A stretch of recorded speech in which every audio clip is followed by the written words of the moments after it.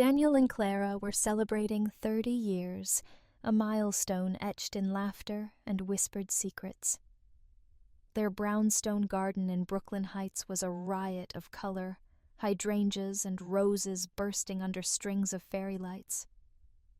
As the sun dipped below the Manhattan skyline, painting the sky in hues of orange and pink, Daniel surveyed their handiwork. 30 years, he murmured, his voice thick with emotion, turning to Clara. Clara, her arms overflowing with freshly cut roses, met his gaze, her smile radiant. Incredible, isn't it? Feels like yesterday we were just kids, clueless about forever. Her eyes, the color of a summer sky, sparkled with a mix of nostalgia and pure joy.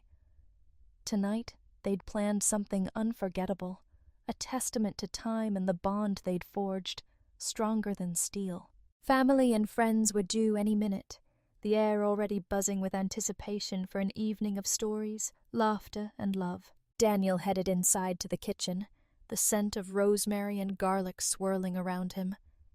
"Drinks all set?" he called out to Clara. She appeared in the doorway, playfully bumping his shoulder. "Relax, Mr. Perfection. Everything's under control." Their laughter, soft and familiar, spoke of years intertwined, of shared jokes and unspoken understandings. "Tonight's special," Daniel said, pulling her close for a quick, tender kiss. As twilight deepened, casting long shadows across the garden, the first guests arrived. The murmur of conversation filled the air, punctuated by the clinking of glasses and warm congratulations. Daniel moved through the crowd, shaking hands, his smile genuine, though a subtle unease tugged at the edge of his happiness. "Daniel, congrats on 30 amazing years," Laura, a friend from college, called out, hugging him warmly. "Thanks, Laura. So glad you're here." Clara, a vision in a sapphire blue dress, glided through the gathering, her laughter bright and welcoming, creating a warm, joyful atmosphere. "Clara, the decorations are stunning!" Vicky, their neighbor, exclaimed, admiring the floral arrangements. "Thank you, Vicky. Wanted tonight to be perfect," Clara replied, her smile wide and sincere. As Daniel continued to greet guests, he saw Clara deep in conversation with Charles, her boss. Charles, tall and charismatic, had a way of drawing people in with his charm, his refined manners. Daniel had never doubted Clara's loyalty, but something about Charles's easy charm, his effortless way of captivating attention, pricked at him, a tiny thorn of unease. He decided to join them. "Charles, great to see you made it," Daniel said, extending his hand. Charles's handshake was firm. "Wouldn't miss it for the world. Congratulations on such a significant milestone," Charles said, his smile flashing. "Thanks. It's been quite the adventure," Daniel replied, his gaze flicking to Clara, who seemed particularly animated, her cheeks flushed as she spoke with Charles. The evening reached its crescendo. The garden shimmered under the fairy lights.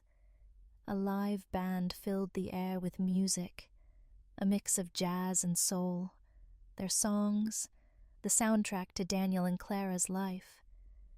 People danced, laughed, reminisced, soaking in the joyful atmosphere. "Daniel, let's dance," Clara called, taking his hand, pulling him onto the makeshift dance floor. The band launched into their song, a slow, romantic melody that transported them back to their wedding day, 20 years ago. They swayed together, lost in each other's arms, the world fading away. Just them, celebrating a love that had weathered storms, grown stronger with time. "You look stunning tonight," Daniel whispered, his voice thick with emotion. "Thank you, Daniel. This is exactly what I dreamed of," Clara replied, her smile soft, sincere. They danced until the last notes faded, the guests erupting in applause, honoring their enduring love. Daniel stood motionless, a storm of emotions brewing beneath the surface of his gratefulness. He was happy, truly, for the life they'd built, but the unease, that subtle prickle, now a persistent gnawing, wouldn't let him fully relax. As the evening began to wind down, his attention kept drifting back to Clara. He couldn't shake the image of her face, lit up as she laughed with Charles, their interactions seeming to crackle with an unspoken energy, small gestures, fleeting glances. Doubts began to creep in, insidious whispers in the back of his mind. "Daniel, you okay?" Kevin, his close friend, asked, noticing the distant look in his eyes. Yeah, Daniel replied, forcing a smile. "Just feeling a bit overwhelmed, I guess." "You and Clara have created something truly special, man," Kevin said warmly, clinking his glass against Daniel's.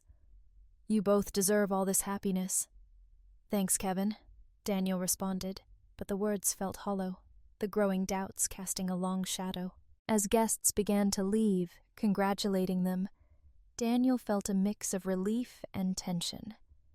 The party had been perfect, yet the unease intensified. "You were wonderful tonight," Daniel said when the last guests had gone, the garden now empty, bathed in the soft glow of the remaining fairy lights. "Thank you, Daniel," Clara replied, her face showing tiredness, but also a deep satisfaction. "I'm just glad everyone enjoyed themselves." Daniel looked at her, a swirl of emotions inside him. He loved her deeply, but the doubts gnawed. As they walked back into the house, hand in hand, he couldn't shake the fear that their seemingly perfect life was teetering on the edge, that they were standing on the precipice of something destructive. Later, Clara approached him, a soft smile on her face. "Honey, I'm just going to freshen up," she whispered, and headed upstairs. But instead of going to the bathroom, Clara quietly went to their bedroom. A few minutes ticked by, and anxiety began to tighten its grip on Daniel. There had been something off about her earlier, a look he couldn't quite decipher, a subtle shift in her usual demeanor. Driven by a growing unease, Daniel decided to follow her. He climbed the stairs, each step amplifying his anxiety. Approaching their bedroom, he heard muffled voices from inside. His heart pounded against his ribs as he slowly pushed the door open. What he saw stopped him cold. Clara was kneeling in front of Charles, whose pants were undone.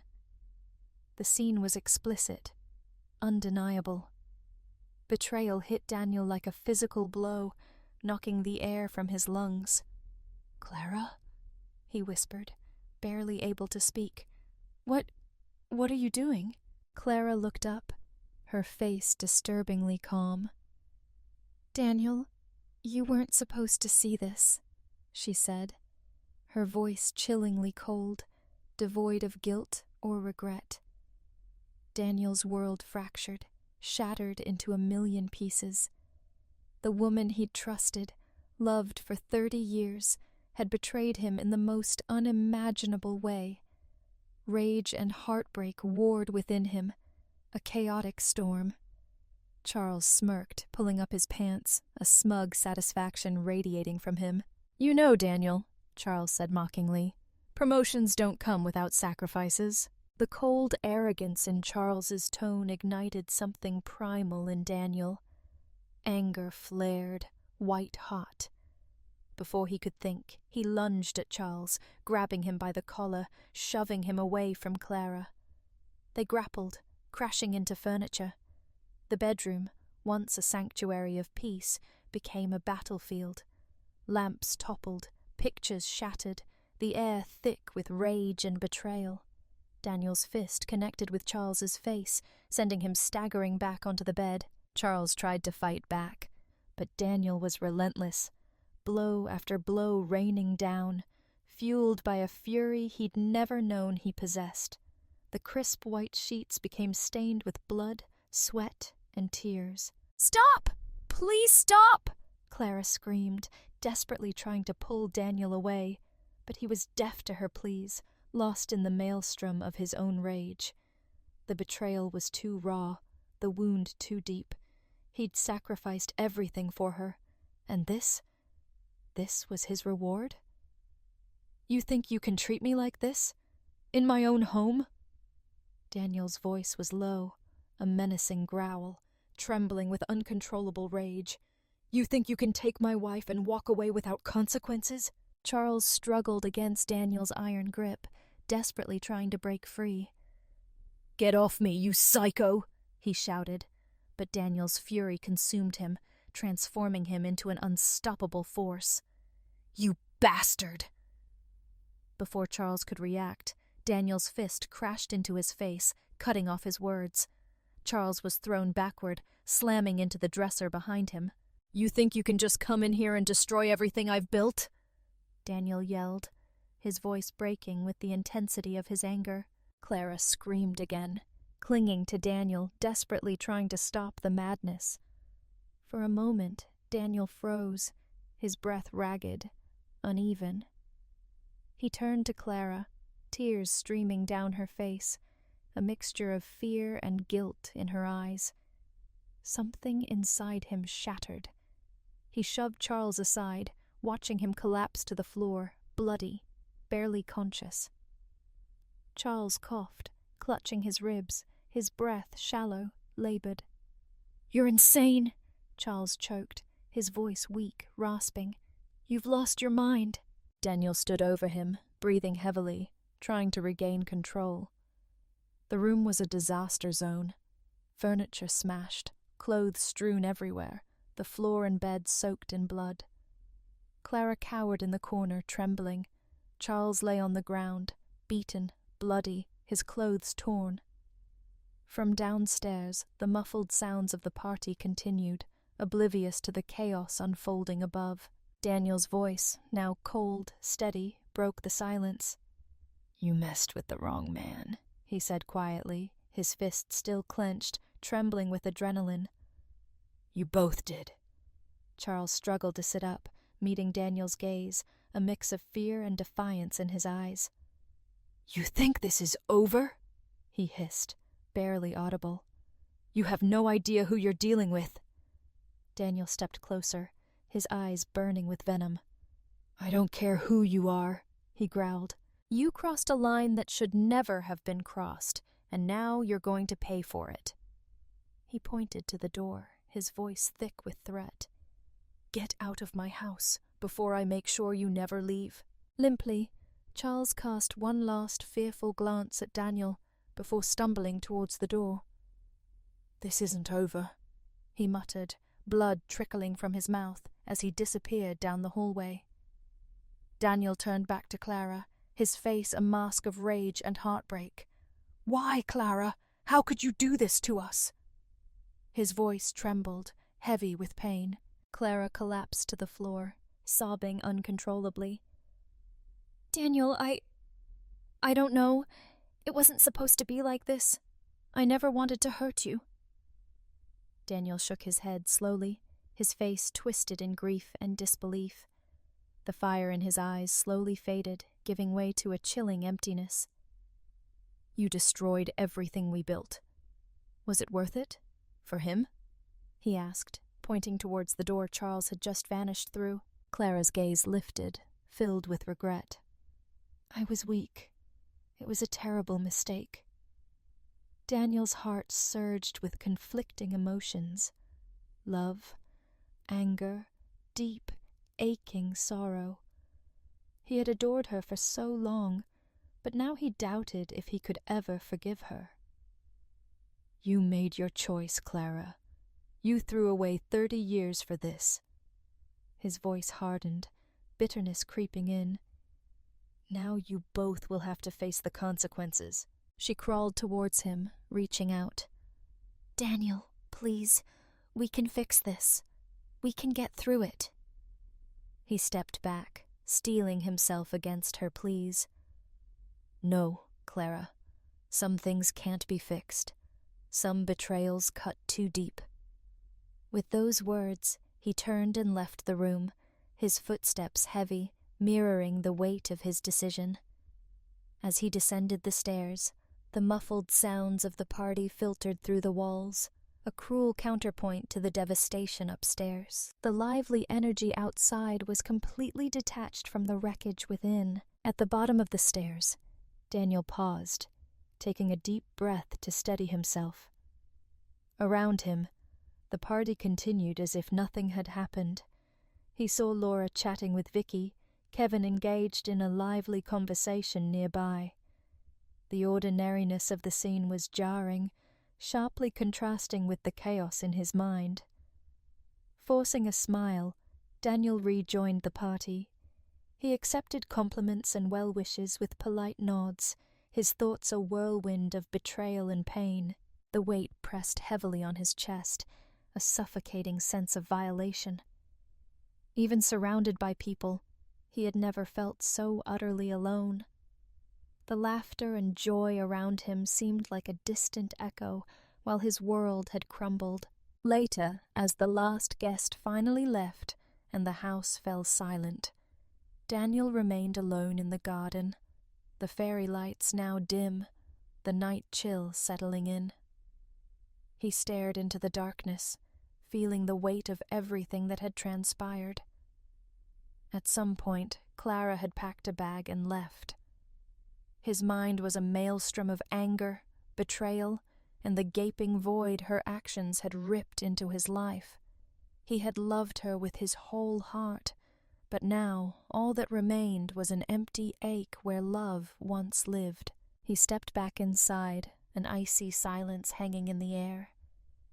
The celebration was over, but the real battle was just beginning.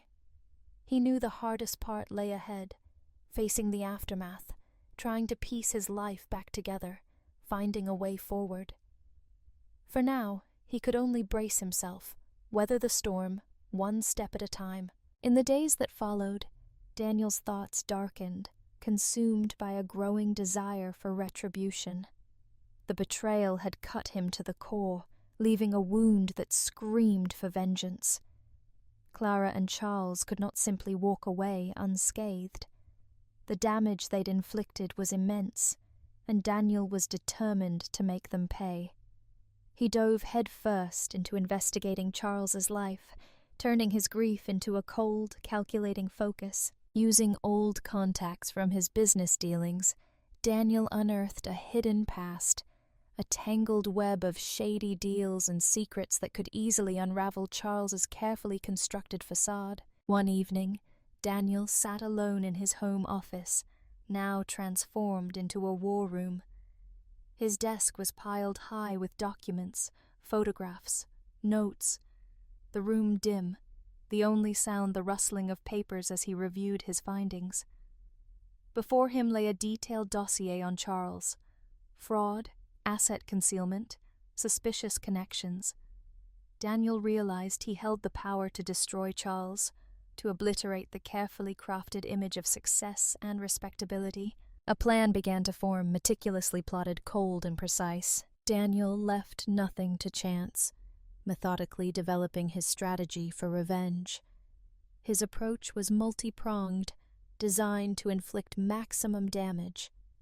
He would leak compromising information to the press, secretly inform regulatory bodies, spread rumors among the right people, ensuring Charles's downfall would be public and complete. As he finalized his plan, Daniel paused, reflecting on the abyss Charlotte's betrayal had opened within him. The love he'd once felt was gone, replaced by a consuming thirst for vengeance. He had always considered himself a man of integrity, but Clara's actions had pushed him to a place he never imagined, a place where ruthlessness felt justified. Meanwhile, Clara tried desperately to reach him. She called, left messages, wrote letters, begging for forgiveness, for a chance to explain. But Daniel remained a wall of cold silence. He couldn't bear to hear her voice, couldn't face the unbearable weight of her betrayal. The love that had once bound them now felt like a cruel illusion, twisted and broken. One afternoon, Clara appeared at Daniel's office, unannounced. Her face was pale, her eyes red and swollen from crying. She stood hesitantly in the doorway, her voice trembling. "Daniel, we need to talk." Daniel looked up from his desk, his expression unreadable. "What is there to talk about, Clara?" Tears streamed down her cheeks as she stepped into the room. "I'm so sorry, Daniel. I never meant to hurt you. Please, let me explain." Daniel shook his head, barely containing the simmering rage within him. "Explain? There's nothing to explain. You made your choice, Clara, and now you'll have to live with the consequences." Clara's shoulders slumped, sobs racking her body. "I know you're angry, Daniel, but I'll do anything to make it right. Please, don't shut me out." Daniel's resolve only hardened. "It's too late, Clara. The trust is broken, shattered. I can't pretend this didn't happen. I need time. I need space." Her desperate pleas met only the cold silence of his heart. As she turned to leave, a fleeting flicker of guilt crossed Daniel's face, but it was quickly extinguished by the burning thirst for revenge. He watched her go, her figure receding into the distance. Then, he refocused on his objective. Clara and Charles's futures were now in his hands, and his mind was fully consumed by thoughts of retribution. Night after night, sleep eluded Daniel. He was acutely aware of the magnitude of what he was about to unleash. He knew his actions would ripple outwards, affecting not only Clara and Charles, but also his own life. Nevertheless, his unrelenting desire for justice propelled him forward. Standing by his office window, gazing at the glittering cityscape, his resolve strengthened. He put the final touches on his plan, every detail meticulously checked, ensuring his revenge would be brutal and inescapable. The bitterness of betrayal gnawed at him, but his determination remained unwavering. He knew the path ahead was perilous, but he was ready to face any challenge. His decision was made, and he would not rest until Clara and Charles faced the full weight of their deceit. Weeks later, Daniel's meticulously crafted scheme was ready for execution. Alone in his dimly lit office, the weight of his decisions pressed down on him. The soft hum of the computer, the rustling of papers filled the silence as he prepared for the final phase. After a last, thorough review of the incriminating materials, he pressed send, setting chaos in motion. The information about Charles's fraudulent activities was sent to multiple media outlets, the evidence irrefutable. Documents exposed a network of corruption, hidden conflicts of interest, unethical alliances. Daniel had cornered Charles, leaving him no escape. In the days that followed, a media storm erupted. Headlines screamed Charles's name, his once untouchable reputation crumbling before the world. News outlets detailed his shady business practices, painting a vivid picture of lies and deception. Charles, once known for his unshakable confidence, found himself at the center of a scandal that threatened to destroy everything.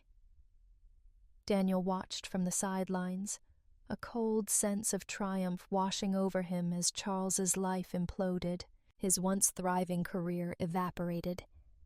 The company board swiftly removed him from his position. Professional circles, once eager for his attention, turned their backs. His glorious career was in ruins. But the destruction didn't stop there. Charles's personal life also began to unravel. Friends distanced themselves, social standing plummeted. The scandal spread like wildfire. The man who had commanded admiration was now a pariah, his pride shattered by shame and humiliation. The media frenzy intensified, revealing more and more scandalous details. Charles's marriage buckled under the strain.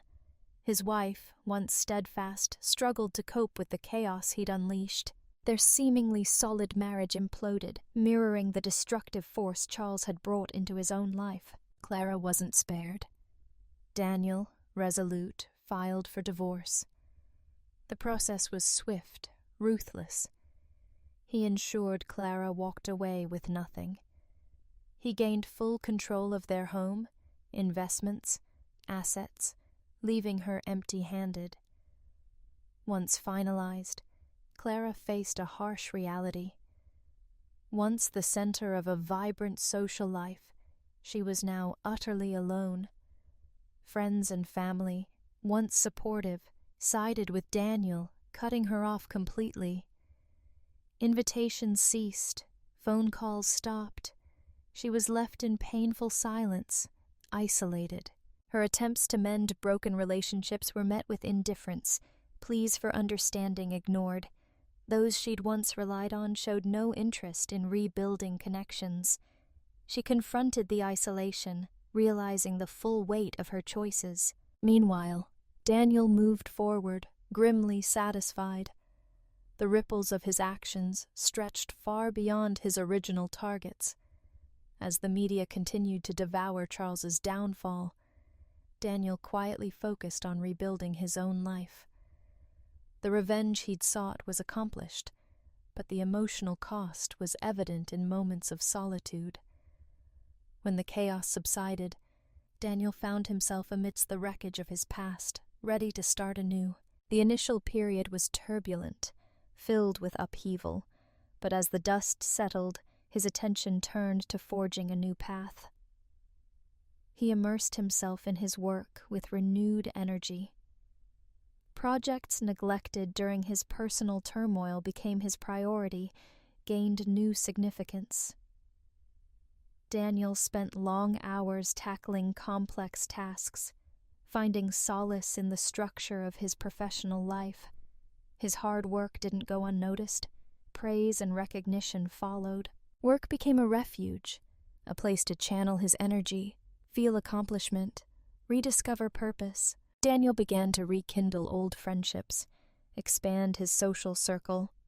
Friendships that had weathered the storm were revived, new connections formed. Invitations were accepted, social gatherings attended. He found himself surrounded by support. The isolation faded. Alongside professional success, Daniel found joy in long-forgotten personal interests. Before long, he started dating again, enjoying the lightness, the possibility of new beginnings. Clara, however, was barely surviving. Fired after her promotion was revealed to be tied to her affair with Charles, she spent a week in a hotel, then rented a modest apartment as her money dwindled. She'd chased corporate success, seen Charles's interest as her big break, longed for the achievements Daniel had made. Fate, it seemed, had a different script. My friend, let me tell you another story, a different kind of betrayal. My wife, Emily, worked at a major international bank's computer center. Trust, but verify. That was their motto. With a keystroke, she could move millions. Her access codes like Fort Knox. Constant supervision, every keystroke monitored. Yet, her job, ironically, offered a path to wealth, a subtle diversion of tiny amounts from each transaction into a ghost account. Patiently, a fortune could be amassed, invisible, under the radar, or so some of her colleagues believed. Ask the ones caught. They visit during strictly allocated hours, second Thursdays, if you catch my drift. Not Emily, though. Rules were her religion. Loyal, reliable, integrity her badge of honor. Deception? Not in her playbook. At least that's what she wanted to believe. Company? Never. Me? Well, that was a different ledger. 20 years married. Maybe I missed things. But I wasn't blind. Saw the signs, even when denial was easier. Tried talking, asking, reviving us. Wall, stone cold, distant, distracted, sometimes outright icy. Her appearance changed too. Still corporate, but sharper, an edge of allure. Late nights at work, more frequent. Calls unanswered, truth dawning, cold and hard. Someone else? Or just hatred? Maybe both. While I fought for us, I was alone. Desperate, I started parking near her office at lunch. Watching. Every day, she left with the same man, Charles. Not a stranger. No hand-holding, no public displays. But her eyes, they spoke volumes. Later nights. Back to my parking spot. Saw her leave, Charles beside her. Didn't follow. Part of me wanted to know, the other terrified of what I'd find. Their expressions, their ease together. Enough. No proof, not yet. But I knew. Still, 20 years. Evidence first. Considered the detective route. Tracking, surveillance. Clueless. Trackers, phone taps. I'd botch it, backfire. Wiretapping her phone? She was too sharp for home phone calls. No gadgets, but connections. Favors. Years of small jobs, fixing porches, fences, carpentry. Goodwill, my currency. Good for business. But now, Emily, trust, and control her world. Random polygraph tests. Boss? Unbearable, maybe, but vigilance was the game. Temptation always lurking. Company mantra. Steal, you get caught. Fear, their leash. Lie in one area, lie in another. Lie, you steal. Realization hit. I could use their paranoia. 6 months ago, elderly woman, rotting porch board. 15-minute fix. Replaced it, suggested a local kid for paint. Payment? Wave of my hand. Goodwill. Met her son, Harry Wilson. Wilson Security. Leading security firm. Banks polygraph tests. Employee checks. Harry. Friendly beer. Laid it all out. Bank's theft paranoia. Financial behavior. Large purchases. Living beyond means. Ethical violations. Theft. Harry, laid back, never seen him so cheerful. Change the polygraph questions? Month later, Wilson Security called Emily. Drop everything, go. Routine. Done it before, no sweat.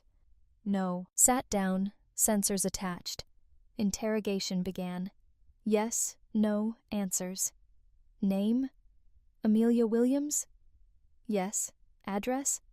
2210 Myrtle Avenue? Yes. Oliver Williams' husband? Yes. Nervous? No. Undermined employer trust? No. Let anyone down? Hesitation. Let anyone down? No. Smoke? No. Stolen anything? No. Cheating on husband? Off guard. Defensive? Angry? Routine questions, Mrs. Williams. Pause. Okay. Cheating on husband? No. Colleagues? Good? Yes. Done anything employer should worry about? No. Husband? No. Isabella Garcia? Know her? Yes. Theft? Involved? No. Lauren Miller? Yes. Theft? Involved? No. Ethan Van? Yes. Romantic relationship with Mr. Van? Last question. She bolted, face flushed. Take these wires off, now, or I'll lose it. Tugging at sensors. Mrs. Williams? Deception signs. Failed test. Employer report required. Emily broke. Tears. Bank's zero tolerance. Didn't steal. Trust me. Employer concerned with dishonesty. Retest for infidelity doubts? Fine. Trembling. Ethan Van. Year. Nothing to do with work. Didn't steal. Personal life. Doesn't affect work. I walked in. Neighboring room. Really my concern, Emily? Husband deserve truth? No, no! Amelia slumped. Floor. Thud. Sobbing. Gasping. Broken. Deserved. Year of lies. Deliberate betrayal. Not a drunken mistake. Calculated. No sympathy left. Glanced at Harry. Nod. Left. Emily tangled in cords. Floor. Headed home. Halfway there. Knew what I'd do. Garage. My sanctuary. Staying. Emily came home. Guest room. Her things. Begged. Pleaded. Deaf. Shut the door. Therapy. Pointless. If I hit you, hard, face, intentionally, forgive, trust again. Betrayed with intent. Flirted? Lies? How many? Therapist? Difference between right and wrong? No answer. Enough. Year of lies, cheating. Sorry doesn't erase. She came to my work. No warning. Didn't want Harry involved. No boss call. No Charles confrontation. But his car? Vandalism. Random. New car, needed. Shame. Expensive cars. Random acts. Emily made more money. No proof Charles in our house. Deal struck. I keep house. No alimony. Alimony thoughts. No. Didn't want her money. Carpenter. Remodeled house. Walls down. Kitchen. Bath. Carpets. Floors. New place. Memories buried under hammer and nails. Charles. Married too. Wife clueless. Funny, right? Cheaters can't trust cheaters. Who can you trust? Charles's wife found out. Father, lawyer, hated Charles. Perfect opportunity. Humiliation in court. Judge wouldn't allow it, but alimony. Sharks envious. Let Emily off easy? Maybe. Loved me, she said. Arrogant? Maybe. Divorce hurt her more than I thought. Late night calls. Forgiveness. Back together. Trapped. Bored. Aging too fast. Manipulator. Charles. Realized it later. Understanding, not excusing. Insecurity can't destroy those who care. Last part. Harry's mom. Porch lady. 2 months. Mother-in-law. Harry's sister. Husband cheated too. Harry, flawed. Heart in right place. We clicked. Dinner invite. Innocent. Turned out. Well. Thank you, Harry. Everything. End of story. Like, subscribe, force be with you.